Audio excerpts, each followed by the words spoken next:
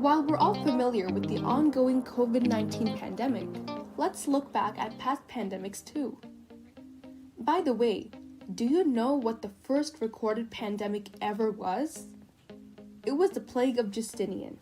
It happened in 542 AD, almost 1,500 years ago, in the Byzantine Empire, which includes today's Turkey, Greece, Italy, Spain, Libya, Egypt, Israel, Cyprus, Bulgaria, Syria, Morocco, and Palestine.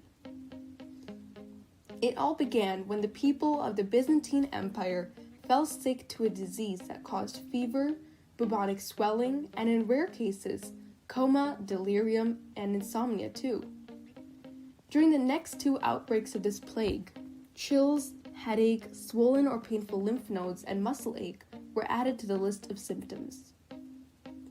The prominent Byzantine scholar Procopius of Caesarea recorded the details of the Justinian plague, and he described it as a pestilence by which the whole human race came close to being annihilated. Later, this pestilence was called the bubonic plague and given the scientific name Yersinia pestis. Procopius recorded that Yersinia pestis originated in Egypt and spread to other regions such as Asia, North Africa, Arabia, and much of Europe. It's really intriguing how Procopius and other scholars nearly 1,500 years ago were able to determine the cause of a pandemic. But today, even with scientific advancements and technology, we don't know the origin of the COVID-19 pandemic. Why do you think that is? Leave a comment and let me know. In the 6th century, people didn't quite understand how the plague spread or how to cure and prevent it.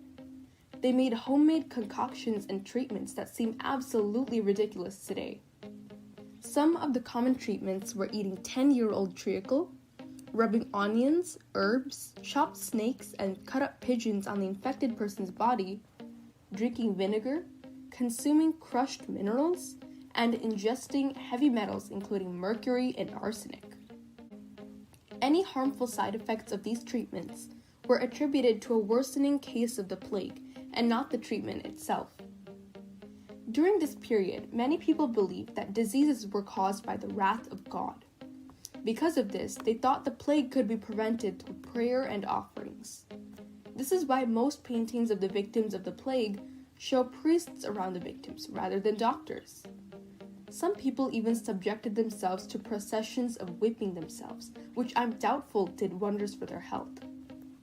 Many paintings of this time show the infected people surrounded by several other people.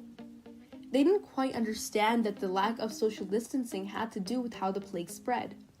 However, Procopius recorded that most of the population was busy mourning or tending to the sick. Because most people were too busy to leave the house, they didn't come in contact with other people, so social distancing was accidentally put into place. Only during the next few European plague pandemics, such as the Black Death, did people develop plague doctor masks, the miasma theory, and other innovations based on transmission through air. One of the biggest reasons why the treatments and prevention methods I mentioned weren't successful is because people in the 6th century didn't quite understand how Yersinia pestis was transmitted. A bite from a flea that was carrying Yersinia pestis, or a break in the skin that was exposed to infected material, would infect a person with Yersinia pestis. Then, the bacterial Yersinia pestis cells would cut off a human body cell's ability to communicate with other immune system cells. This communication between human cells is required in order to fight off the bacterial invasion. If left untreated, the plague could spread to the bloodstream, causing septicemic plague, or to the lungs, causing pneumonic plague, both of which require different treatments. The pandemic finally ended in the year 750, but historians and scientists today don't know what exactly caused the pandemic to end. The best theory is that the people who contracted the plague but weren't killed by it gained natural immunity. Because of this, the plague no longer had available hosts. Thanks for checking out this video. Stay tuned for the next video of the Pandemics Through History series, where we will explore the Black Death pandemic.